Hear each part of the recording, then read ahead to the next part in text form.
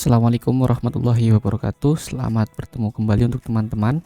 Pada video ini kita akan mencoba mencari tahu atau belajar mengenai Firebase. Ini untuk pertama kali juga saya akan belajar Firebase. Jadi kita akan sama-sama searching apa itu Firebase dan fungsinya untuk apa.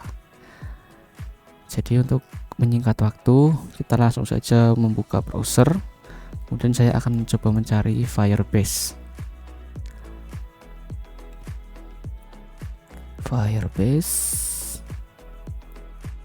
Oke. Firebase.google.com. Oke, kita sudah langsung dihadapi dengan tampilan website dari Firebase. Yang mana ada tagline-nya, Firebase membantu mengembangkan dan menjalankan aplikasi. Ini pertama kali juga saya mencari tahu tentang Firebase, jadi kita sama-sama belajar di sini. Oke, sebenarnya untuk Firebase sendiri ini ada beberapa bagian yang bisa kita pelajari. Namun sebelum itu kita akan coba terlebih dahulu di dokumentasinya.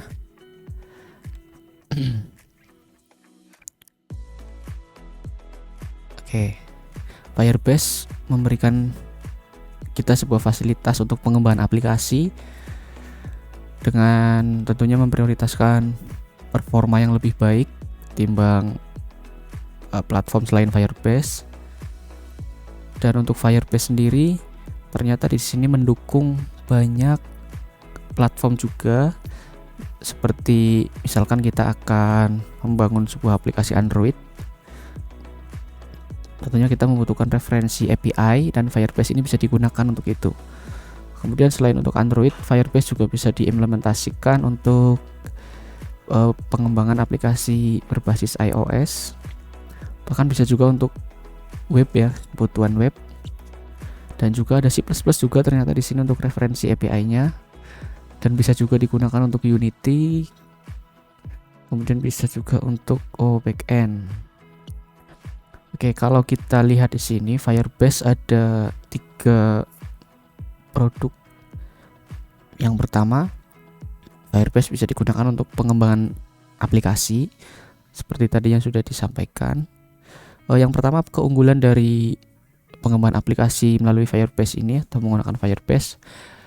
Firebase ada fitur namanya Cloud Firestore. Nah, apa itu Cloud Firestore? Kita akan coba lihat bersama-sama. Oke, kalau dari keterangannya, Cloud Firestore ini adalah database cloud yang bersifat NoSQL.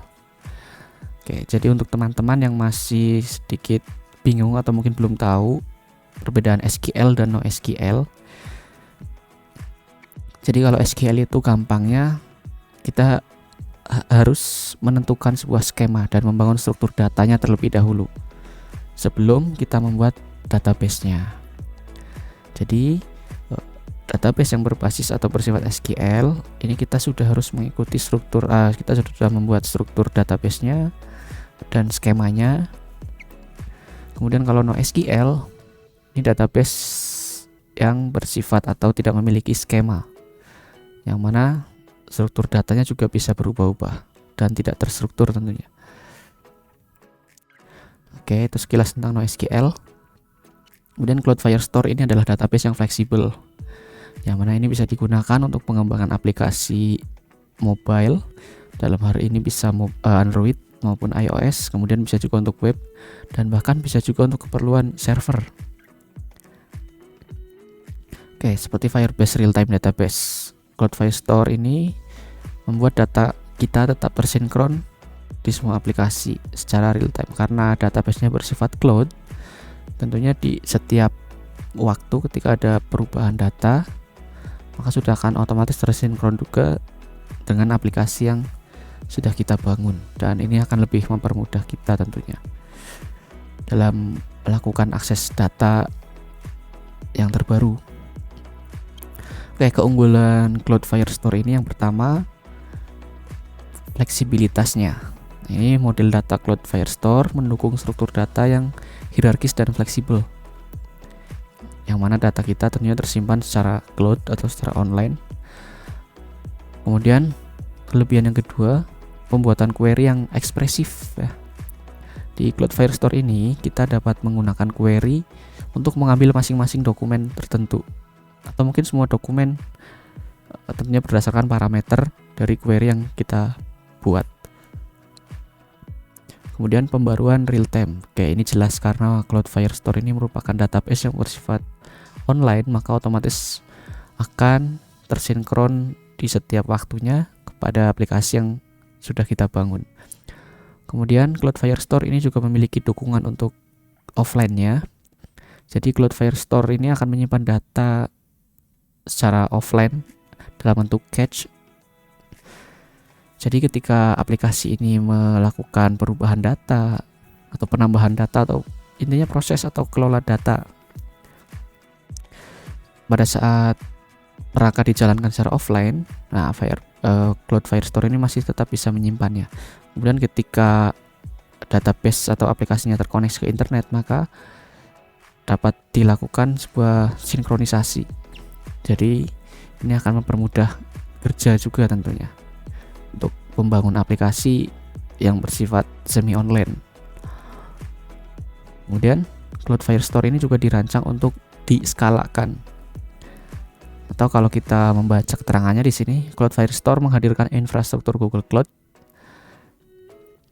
untuk melakukan replikasi data multi-region secara otomatis. Kemudian juga ada jaminan konsistensi yang kuat, operasi batch yang bersifat otomik, dan dukungan transaksi nyata, artinya data selalu update di setiap waktunya. Kemudian kecepatan aksesnya juga optimal. Oke, untuk Cloudflare Store. Kemudian ML-Kit. Apa itu ML-Kit? Kita juga perlu membacanya. Oh, jadi ML-Kit ini merupakan machine learning for Firebase. Jadi salah satu keunggulan kita membangun aplikasi dengan bantuan juga dari Firebase, kita mendapat dukungan juga untuk pengembangan aplikasi machine learning. Oke, kemudian Cloud Function. Jelas Cloud Function Firebase ini merupakan sebuah framework, ternyata sebuah framework tanpa server yang memungkinkan kita menjalankan kode atau script backend itu secara otomatis sebagai respon terhadap peristiwa atau sebuah aktivitas dari request HTTPS-nya. Kemudian kode JavaScript atau TypeScript yang kita bangun akan disimpan secara cloud dan berjalan di lingkungan yang terkelola. Kemudian kemampuan utama dari atau keunggulan utama dari Cloud Function ini, yang pertama integrasi platform Firebase. Kemudian yang kedua, tidak perlu ada pemeliharaan secara berkala. Artinya deploy kode JavaScript atau TypeScript yang ada di server kita cukup melakukan deploy satu kali saja dari command line. Setelah itu Firebase akan otomatis meningkatkan skala resource komputasinya agar sesuai dengan pola dan penggunaan dari user itu sendiri. Kemudian keunggulan berikutnya, menjaga keamanan dan kerahasiaan logika aplikasi. Nah, dalam banyak kasus, developer atau pengembang aplikasi ini lebih memilih untuk mengendalikan logika aplikasi di server agar kode di sisi klien tidak disalahgunakan. Selain itu, terkadang developer juga tidak ingin kode tersebut direkayasa balik. Maka Cloud Function ini benar-benar terisolasi istilahnya dari klien, sehingga kita bisa meyakinkan diri bahwa Cloud Function ini akan terjaga kerahasiaannya dari sisi logika aplikasi tentunya. Kemudian autentikasi, pengembangan aplikasi dengan Firebase juga didukung atau mendukung autentikasi. Yang mana keunggulan utama dari autentikasi ini atau Firebase UI Auth istilahnya, keunggulan yang pertama ini menjadi solusi autentikasi siap pakai. Jadi misalkan di sini Firebase UI ini menyediakan solusi autentikasi yang menangani proses login seperti login menggunakan email atau mungkin login menggunakan akun media sosial. Di sini ada Facebook juga. Dan komponen dari Firebase UI Auth ini akan mengimplementasikan proses autentikasi bisa melalui perangkat seluler maupun situs web.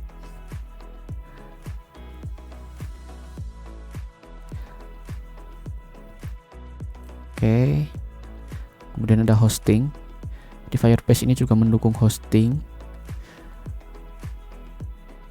Firebase Hosting menyediakan hosting yang cepat dan aman untuk aplikasi web, konten statis maupun dinamis, serta microservice. Jadi Firebase Hosting ini menjadi salah satu poin yang paling penting sebenarnya untuk setiap pengembang aplikasi yang ingin mengembangkan aplikasinya. Jadi ketika kita akan menggunakan Firebase, ini juga sudah didukung dengan Firebase Hosting. Jadi kita cukup menggunakan satu layanan, kita sudah bisa mendapatkan semua akses ibaratnya begitu.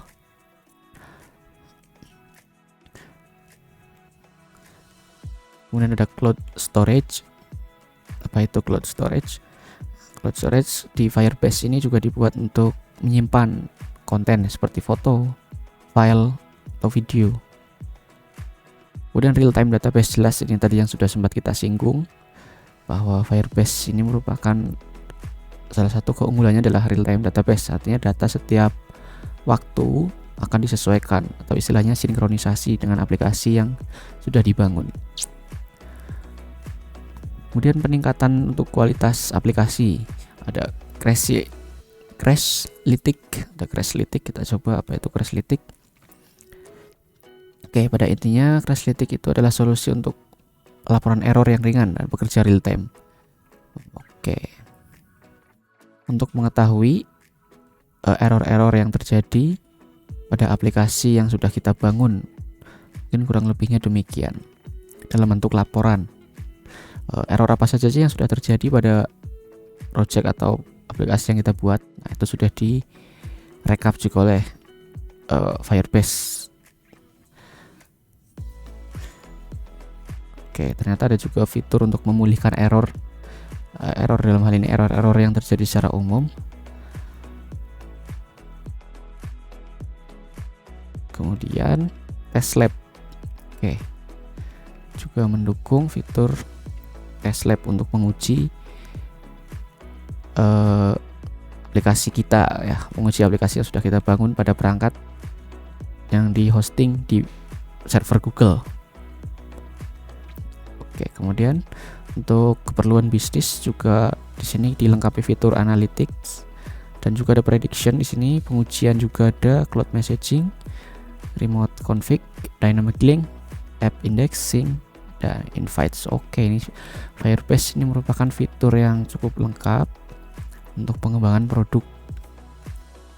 Misalkan di sini ada Android, produk iOS atau web, atau untuk keperluan lain seperti C++, Unity. Kemudian untuk Firebase sendiri ada dua produk yang kita kenal di sini, ada Spark dan Blaze. Jadi yang paket Spark itu adalah fitur Firebase yang gratis yang bisa kita gunakan.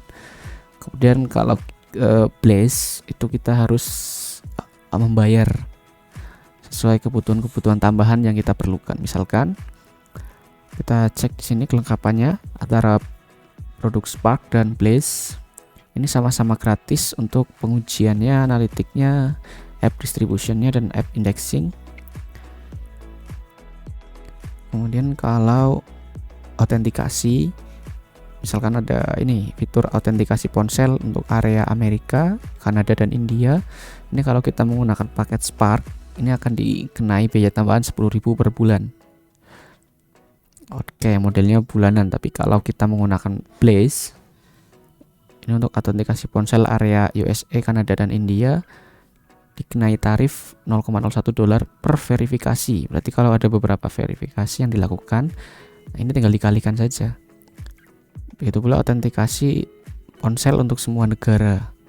Untuk fitur Spark atau produk di Spark ini sama dikenai 10.000 per bulan.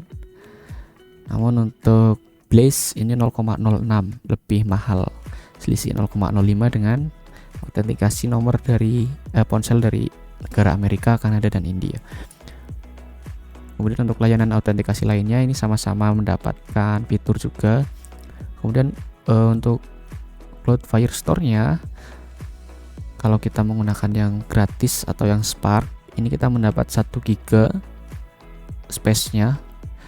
Kemudian kalau kita menggunakan Blaze, ini kita hanya mendapat gratis 1 GB dan kemudian akan dikenai tarif $0,108 per giganya. Kemudian traffic keluar jaringannya, kita mendapat 10 GB per bulan kalau menggunakan Spark, dan kemudian untuk yang Blaze akan dikenai tarif sesuai ketentuan yang berlaku. Kemudian untuk pembuatan dokumen atau file-file dan sebagainya, kalau Spark kita dibatasi 20.000 penulisan per hari, artinya membuat file, dokumen dan sebagainya. Kemudian pembacaan dokumen 50.000, dan untuk menghapus dokumen kita hanya diberi akses 20.000 kali melakukan penghapusan per harinya. Kemudian untuk fitur Cloud Function ini tidak berlaku di produk Spark. Sementara Cloud Messaging, Reslytic, Dynamic Link ini untuk kedua produk Spark dan Blaze sama-sama gratis.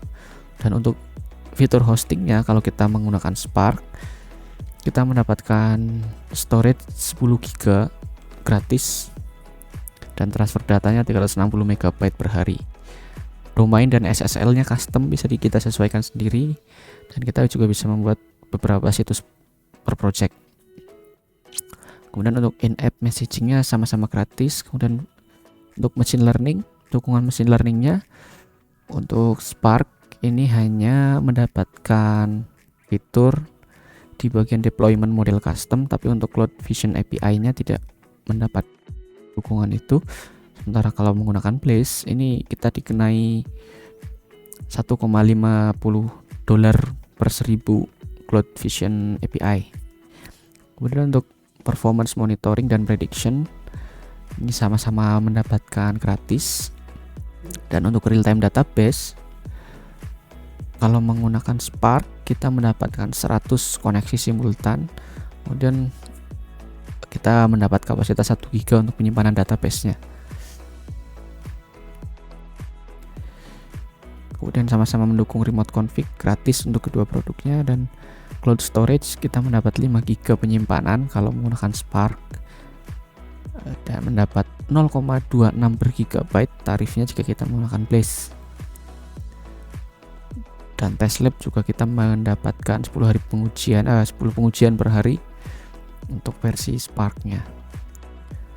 Oke, mungkin kurang lebihnya itu untuk Firebase. Di video berikutnya kita akan belajar bagaimana cara menggunakan Firebase. Namun untuk praktikum ke depan kita akan mencoba yang paket Spark-nya saja, yang gratis, karena kita baru akan belajar dan mengenal apa itu Firebase. Terima kasih. Assalamualaikum warahmatullahi wabarakatuh.